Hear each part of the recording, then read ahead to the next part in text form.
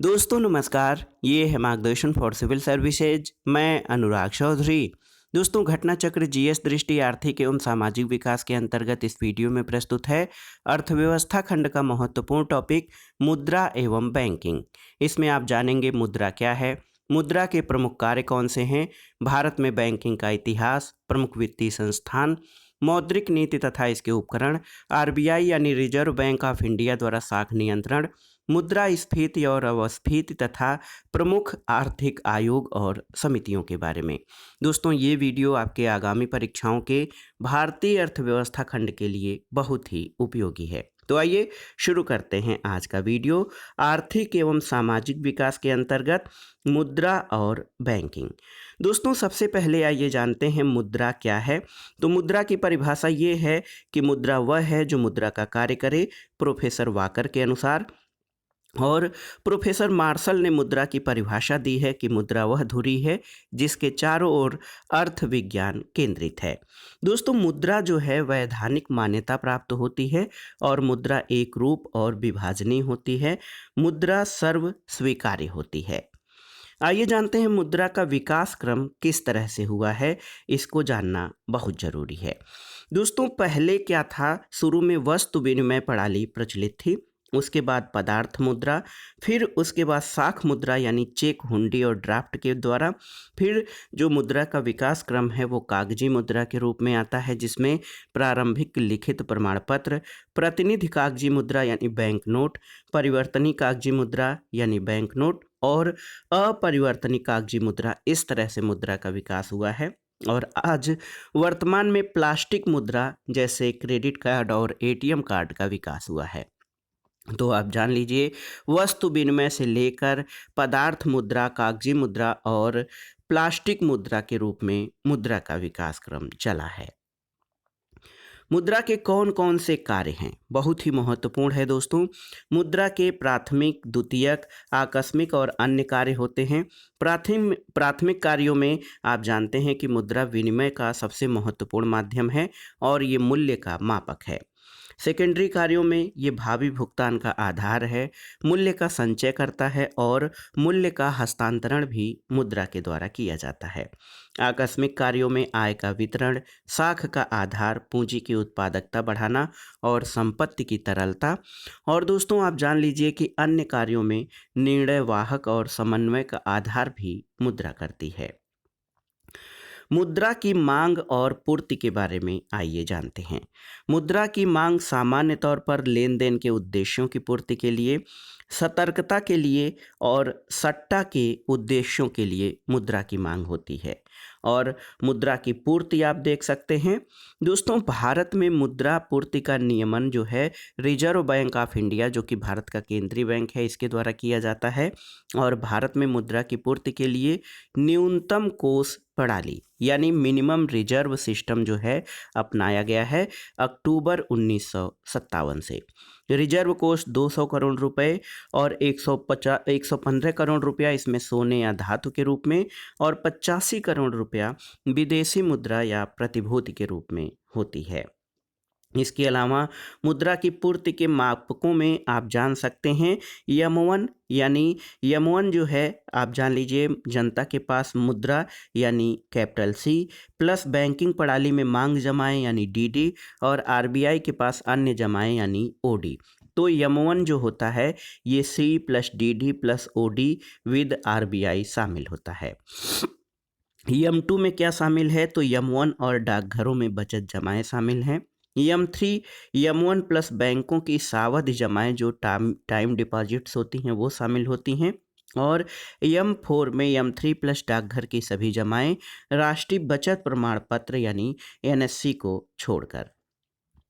मुद्राओं की तरलता का क्रम क्या है आइए जानते हैं। तो सबसे तरल मुद्रा यम1 होती है, उससे उसके बाद यम2, फिर यम3 और यम4। तो यानी सबसे तरल मुद्रा लिक्विड फॉर्म में यम1 होती है। व्यापकता क्रम में यम4 सबसे अधिक व्यापक होता है, फिर यम3, फिर यम2 और सबसे लास्ट में यम1 है। यम1 को परिमित मुद्रा भी कहा जाता है और यम3 को बृहद मुद्रा यानी ब्रॉडर मनी भी कहा जाता है। मुद्रा के बाद आइए देखते हैं दोस्तों भारत में बैंकिंग का इतिहास, यानी भारत में बैंक कैसे विकसित हुए हैं और इनका विकास कैसे हुआ है।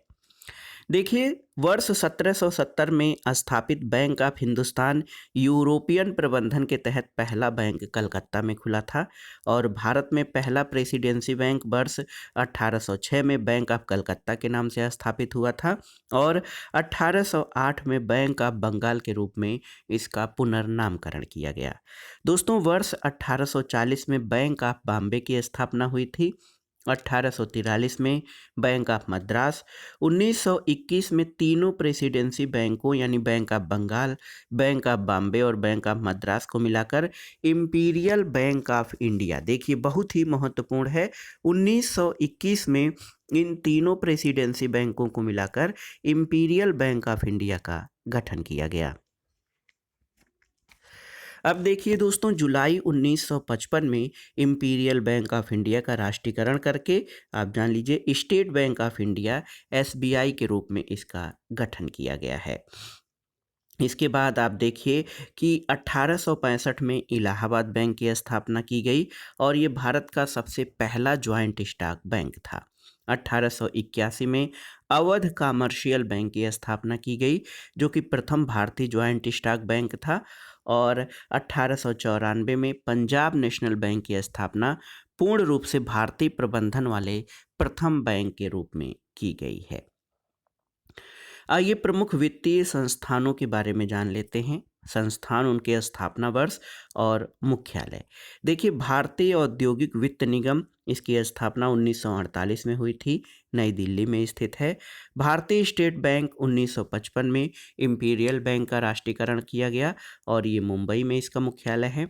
भारतीय जीवन बीमा निगम 1956 में स्थापित हुआ, मुख्यालय इसका मुंबई में है। भारतीय साधारण बीमा निगम 1972 में स्थापित किया गया, इसका मुख्यालय मुंबई में। और देखिए, कृषि एवं ग्रामीण विकास बैंक नाबार्ड 1982 में स्थापित किया गया और इसका मुख्यालय मुंबई में है। एग्जिम बैंक, जिसको भारतीय निर्यात आयात बैंक कहते हैं, 1982 में स्थापित किया गया और मुख्यालय मुंबई में है। भारतीय औद्योगिक विकास बैंक की स्थापना 1964 में की गई, इसका मुख्यालय मुंबई में है। और भारतीय औद्योगिक ऋण और निवेश निगम 1955 में मुंबई में इसका मुख्यालय है। और आप देखिए, भारतीय लघु उद्योग विकास बैंक 1990 में स्थापित किया गया, जिसका मुख्यालय लखनऊ में है। दोस्तों, 7 सितंबर 1906 को आप जान लीजिए बैंक ऑफ इंडिया की स्थापना हुई। 20 जुलाई 1908 को बैंक ऑफ बड़ौदा की स्थापना हुई थी और 1911 में सेंट्रल बैंक ऑफ इंडिया की स्थापना, जो कि भारतीयों के पूर्ण स्वामित्व और प्रबंधन वाला पहला भारतीय वाणिज्यिक बैंक रहा, सेंट्रल बैंक ऑफ इंडिया। आइए अब आगे दोस्तों भारतीय रिजर्व बैंक यानी आरबीआई के बारे में जानते हैं। दोस्तों, भारतीय रिजर्व बैंक भारत का केंद्रीय बैंक है। इसकी स्थापना 1 अप्रैल 1935 को आरबीआई एक्ट 1934 के तहत किया गया और royal commission on currency and finance, जिसे हिल्टन यंग समिति कहा जाता है, 1926, उसकी सिफारिश पर, यानी आरबीआई की स्थापना दोस्तों हिल्टन यंग कमेटी की सिफारिश के आधार पर किया गया और 1 जनवरी 1949 को इसका राष्ट्रीयकरण किया गया था। जान लीजिए कि रिजर्व बैंक ऑफ इंडिया का मुख्यालय कहाँ है, तो आप जान लीजिए दोस्तों, रिजर्व बैंक ऑफ इंडिया का मुख्यालय जो है मुंबई में 1937 से है, लेकिन स्थापना के समय आरबीआई का मुख्यालय कलकत्ता में था। बहुत ही महत्वपूर्ण प्रश्न है दोस्तों, कई बार परीक्षाओं में पूछा जाता है कि भारतीय रिजर्व बैंक ये भारत का केंद्रीय बैंक है। 1 अप्रैल 1935 को आरबीआई एक्ट 1934 के तहत इसकी स्थापना की गई थी और हिल्टन यंग कमेटी की सिफारिश के आधार पर इसकी स्थापना की गई और 1 जनवरी 1949 को आरबीआई का राष्ट्रीयकरण किया गया। इसका मुख्यालय मुंबई में है 1937 से, लेकिन स्थापना के समय मुख्यालय कलकत्ता में था। आरबीआई के पहले गवर्नर सर ऑसबॉर्न स्मिथ थे। स्वतंत्र भारत के प्रथम आरबीआई गवर्नर सीडी देशमुख और वर्तमान में आरबीआई के गवर्नर शशिकांत दास हैं। भारतीय रिजर्व बैंक की संरचना किस प्रकार की है, तो आप जान लीजिए केंद्रीय निदेशक मंडल होता है, आरबीआई रिजर्व बैंक के गवर्नर यानी भारतीय रिजर्व बैंक के गवर्नर, 4 उप गवर्नर, कार्यकारी निदेशक और अन्य जो पदाधिकारी होते हैं, ये भारतीय रिजर्व बैंक की संरचना में शामिल हैं। भारतीय रिजर्व बैंक या आरबीआई के प्रमुख कार्य क्या हैं, तो मौद्रिक प्राधिकारी के रूप में करेंसी नोटों के निर्गमन का कार्य, ये सरकार के बैंकर के रूप में कार्य करता है। और रिजर्व बैंक बैंकों के बैंक के रूप में कार्य करता है। विदेशी विनिमय का प्रबंधन, वित्तीय प्रणाली यानी बैंकिंग व्यवस्था का विनिमय और पर्यवेक्षण, भुगतान और निपटान प्रणाली का नियामक और पर्यवेक्षक, अंतिम ऋणदाता और साख नियंत्रण का कार्य, ये रिजर्व बैंक ऑफ इंडिया के प्रमुख कार्यों में शामिल है। आइए देखते हैं दोस्तों मौद्रिक नीति या मॉनेटरी पॉलिसी के बारे में। तो मौद्रिक नीति क्या होती है, इसके उद्देश्य क्या हैं, इसको जान लेते हैं। देखिए दोस्तों, मौद्रिक नीति का उद्देश्य विनिमय दर में अस्थायित्व लाना, रोजगार का सृजन करना और विकास और मूल्य स्थिरता को बढ़ावा देना है। मौद्रिक नीति के प्रमुख उपकरणों में आप जान लीजिए रेपो रेट, अस्थायी जमा सुविधा दर, रिवर्स रेपो रेट, बैंक दर, नकद आरक्षित अनुपात, वैधानिक तरलता अनुपात और MFF दर होती है। आइए इन सब के बारे में थोड़ा सा विस्तार से जान लें, क्योंकि यहाँ से भी हर बार परीक्षाओं में प्रश्न पूछे जाते हैं। सबसे पहले जानते हैं रेपो रेट क्या होती है। तो रेपो रेट दोस्तों, भारतीय रिजर्व बैंक जिस दर पर व्यापारिक बैंकों को अल्पकालीन ऋण प्रदान करता है उसे रेपो रेट कहते हैं और अर्थव्यवस्था में तरलता या वृद्धि की कमी के लिए इसका उपयोग किया जाता है। बैंक रेट क्या है, तो बैंक रेट वह न्यूनतम ब्याज दर होती है जिस पर भारतीय रिजर्व बैंक आवश्यकता पड़ने पर व्यापारिक बैंकों को दीर्घकालीन ऋण उपलब्ध कराता है। बैंक दर का साख सृजन के विपरीत संबंध होता है और अर्थव्यवस्था में मुद्रास्फीति के नियंत्रण के लिए बैंक दर का प्रयोग किया जाता है। अस्थाई जमा सुविधा दर यानी स्टैंडिंग डिपॉजिट फैसिलिटी रेट क्या है, तो देखिए दोस्तों, अस्थाई जमा सुविधा दर दर चलनिधि समायोजन सुविधा कॉरिडोर आधार के रूप में तरलता को अवशोषित करने के लिए नया उपकरण है और अस्थाई जमा सुविधा दर वर्ष 2014 में उर्जित पटेल समिति की सिफारिश के द्वारा की गई थी और ये स्थिर रिवर्स रेपो दर, पूर्व में इसका नाम रिवर्स रेपो दर था, ये इसका स्थान यानी स्टैंडिंग डिपॉजिट फैसिलिटी रेट लेगा। रेपो दर में परिवर्तन होने पर अस्थाई जमा दर सुविधा दर भी परिवर्तित होता है। रिवर्स रेपो दर क्या है, तो जान लीजिए दोस्तों, रिवर्स रेपो रेट RRP ये रेपो दर से उल्टा होता है। ये वो दर होती है जिस पर बैंकों को उनकी ओर से RBI में जमा धन पर ब्याज मिलता है। तो बहुत ही महत्वपूर्ण है दोस्तों, रिवर्स रेपो दर जो है ये रेपो दर से उल्टा होता है। ये वो दर होती है जिस पर बैंकों को उनकी ओर से RBI में जमा धन पर ब्याज मिलता है और रिवर्स रेपो दर बाजार में नकदी की तरलता को नियंत्रित करने में काम आती है। देखिए दोस्तों, वर्तमान में रिवर्स रेपो दर स्थिर रिवर्स रेपो दर हो गया है, जबकि पूर्व में ये रिवर्स रेपो दर था जो रेपो दर के अनुसार परिवर्तित होता था। यानी रेपो दर में वृद्धि होने पर इसमें भी वृद्धि होती थी और रेपो दर में कमी होने पर इसमें भी कमी होती थी। आइए एक प्रमुख उपकरण नकद आरक्षित अनुपात या CRR के बारे में जानते हैं, जिसको कैश रिजर्व रेशियो कहा जाता है। दोस्तों, वाणिज्यिक बैंकों के सकल जमा, मांग और सावधि जमा का वह अनुपात जो उन्हें RBI के पास नकद रूप में रखना अनिवार्य होता है उसे नकद आरक्षित अनुपात कहा जाता है। CR में वृद्धि से बैंकों के पास तरलता में कमी आती है और CRR में कमी से जो है बैंकों के पास तरलता बढ़ती है।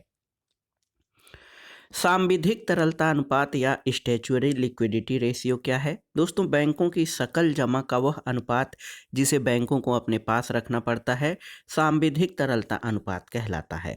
और SLR को बैंक अपने पास 3 रूपों नकद, सोना या सरकारी प्रतिभूति के रूप में रख सकते हैं। आइए जानते हैं दोस्तों, RBI यानी रिजर्व बैंक ऑफ इंडिया द्वारा साख नियंत्रण किस प्रकार से किया जाता है। तो साख नियंत्रण 2 प्रकार से होता है, एक तो मात्रात्मक साख नियंत्रण और दूसरा चयनात्मक या गुणात्मक साख नियंत्रण। मात्रात्मक साख नियंत्रण में प्रमुख उपकरण बैंक रेट, परिवर्तनीय कोष अनुपात, खुले बाजार की क्रियाएं और सीमांत अस्थायी सुविधा दर है। परिवर्तनीय कोष अनुपात में आप जान लीजिए नकद आरक्षित अनुपात यानी CRR, वैधानिक तरलता अनुपात यानी SLR, रेपो दर और अस्थायी जमा सुविधा दर यानी HDFR और रिवर्स रेपो रेट यानी प्रतिवर्ती रेपो दर शामिल हैं। और RBI द्वारा दोस्तों जो साख नियंत्रण का गुणात्मक उपकरण है उसमें नैतिक दबाव, साख की राशनिंग, न्यूनतम सीमा या मार्जिन का निर्धारण, उपभोक्ता उधार का नियमन, साख स्वीकृतिकरण योजना आदि शामिल हैं। आइए जानते हैं राष्ट्रीय कृषि और ग्रामीण विकास बैंक यानी नाबार्ड के बारे में। नाबार्ड का फुल फॉर्म है national bank of agriculture and rural development और इसकी संस्तुति शिवरमन सिंह समिति द्वारा की गई थी। राष्ट्रीय कृषि और ग्रामीण विकास बैंक अधिनियम 1981 के द्वारा नाबार्ड की स्थापना 12 जुलाई 1982 को 6वीं पंचवर्षीय योजना के दौरान किया गया था। क्षेत्रीय ग्रामीण बैंकों के बारे में जानते हैं।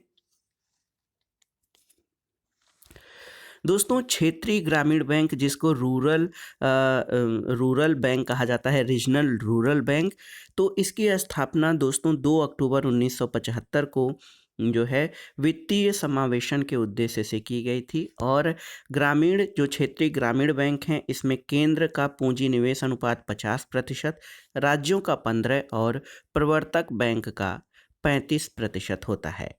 एक बहुत ही महत्वपूर्ण प्रश्न पूछा जाता है कि भारत सरकार द्वारा 14 बड़े व्यापारिक बैंकों का राष्ट्रीयकरण कब किया गया, तो 19 जुलाई 1969 को।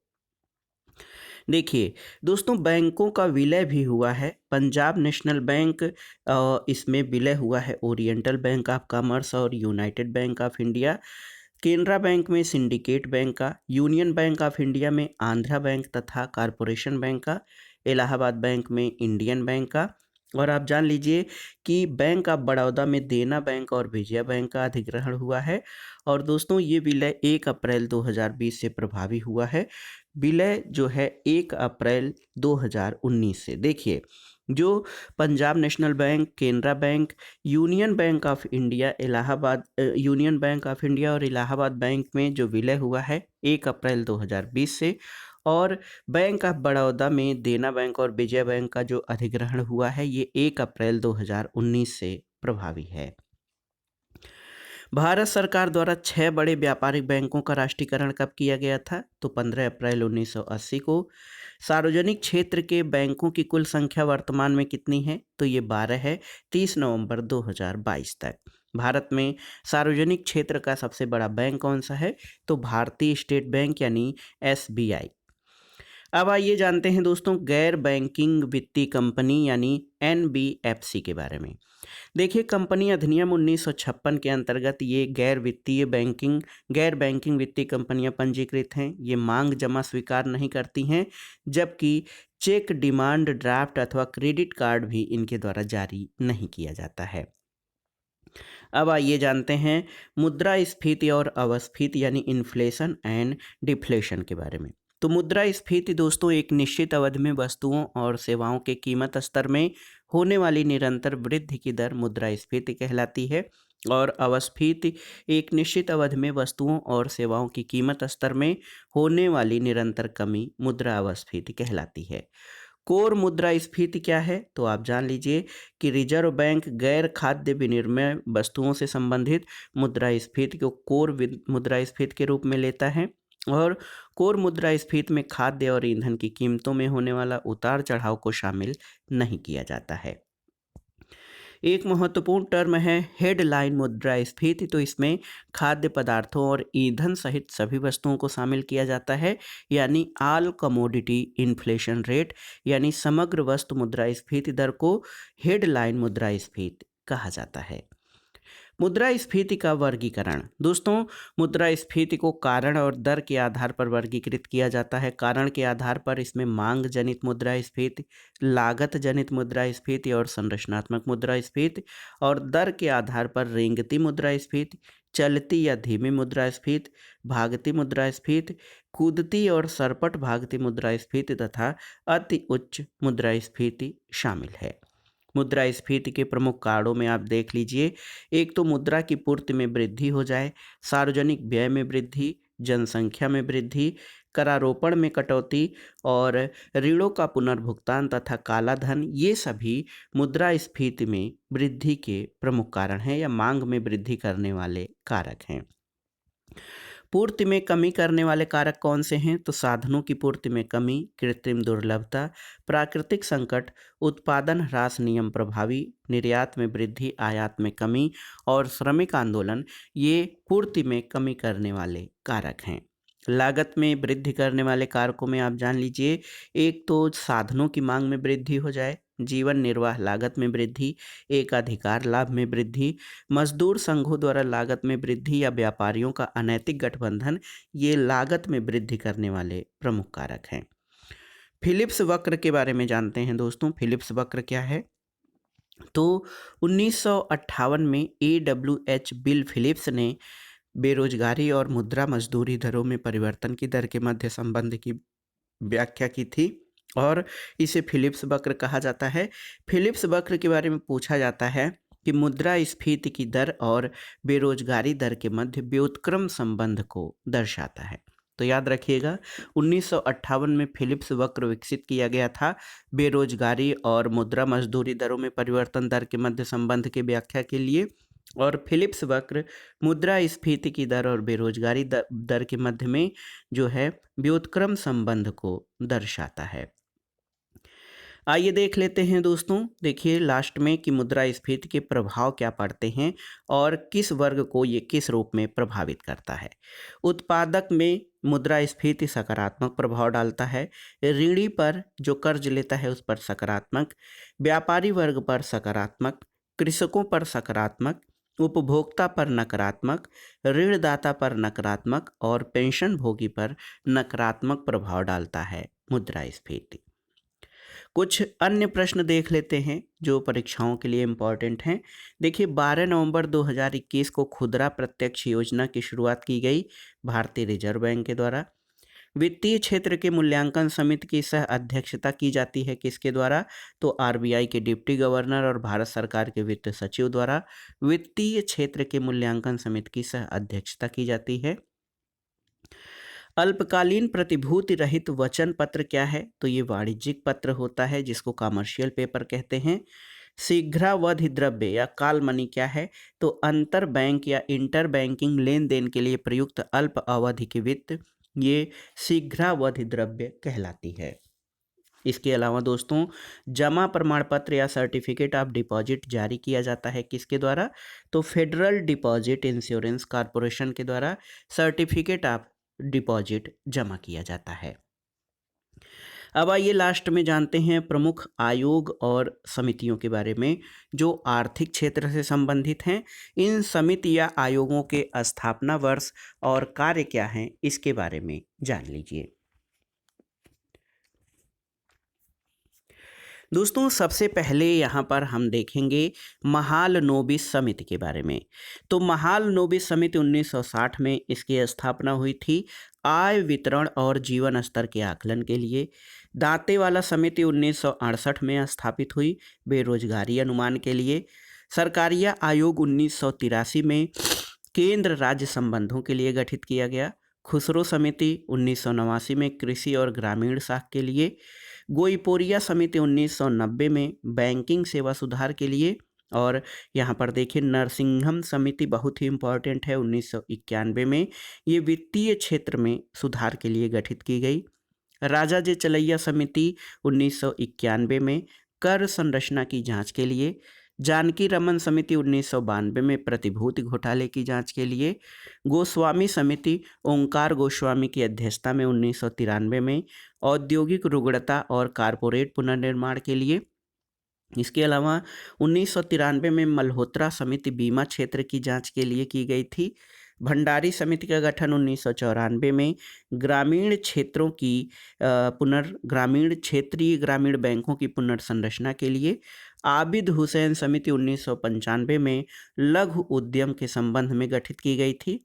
और इसी तरह आप देखिए दोस्तों कि मीरा सेठ समिति 1995 में हथकरघा क्षेत्र के विकास और इसके प्रगति में जो है जांच के लिए, महाजन समिति 1997 में चीनी उद्योग के लिए, एस तारापोर समिति 1997 में रुपए की पूंजी खाते में परिवर्तनीयता के संबंध में, सुरेश तेंदुलकर समिति 2005 में गरीबी आकलन के लिए, सच्चर कमेटी 2005 में मुस्लिमों की सामाजिक आर्थिक और शैक्षणिक स्थिति में सुधार के लिए, और यहाँ पर देखिए पारीख समिति का गठन दोस्तों ये 2013 में पेट्रोलियम उत्पादों में मूल्य प्रणाली के संबंध में, मालेगाम समिति 2018 में बैंकिंग क्षेत्र में बुरे या खराब लोन के लिए की गई थी। तो ये थे प्रमुख आर्थिक या बैंकिंग आयोग समितियां, उनके स्थापना वर्ष और किस क्षेत्र में कार्य के लिए उन समितियों या आयोगों की स्थापना की गई थी।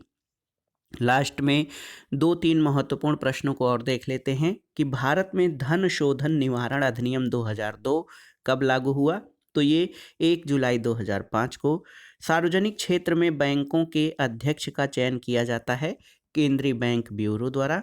और जुलाई 2020 में ऑपरेशन ट्विस्ट की शुरुआत किसके द्वारा की गई है? तो भारतीय रिजर्व बैंक के द्वारा जुलाई 2020 में ऑपरेशन ट्विस्ट की शुरुआत की गई है। तो दोस्तों ये था आज का वीडियो, अर्थव्यवस्था के अंतर्गत महत्वपूर्ण टॉपिक मुद्रा और बैंकिंग। ये वीडियो आपके आगामी परीक्षाओं के सामान्य ज्ञान और सामान्य अध्ययन के भारतीय अर्थव्यवस्था खंड के लिए बहुत ही उपयोगी है। आप इन प्रश्नों को तैयार कर लीजिएगा। वीडियो आपको कैसा लगा हमें कमेंट बॉक्स में ज़रूर बताइएगा। वीडियो को लाइक करें, शेयर करें और इस चैनल मार्गदर्शन फॉर सिविल सर्विसेज को सब्सक्राइब करें। वीडियो देखने के लिए धन्यवाद दोस्तों। नमस्कार।